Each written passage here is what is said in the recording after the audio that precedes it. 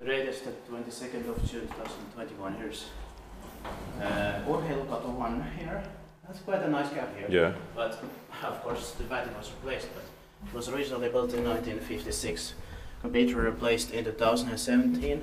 Capacity is 6 persons over 80 grams and the serial number is 4V002664 with 10 floors. Yeah. It is fast. We inspected this year, 2021. Still not bad. Yeah.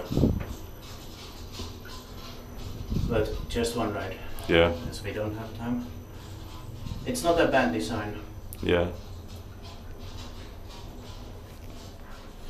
But they should have had like the old manual doors and glazed doors. Yeah.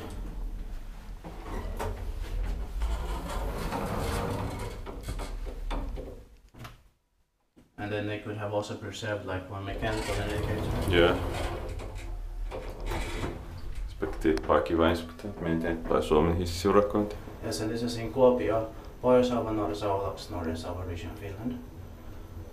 I don't remember what this district's name was. Yeah.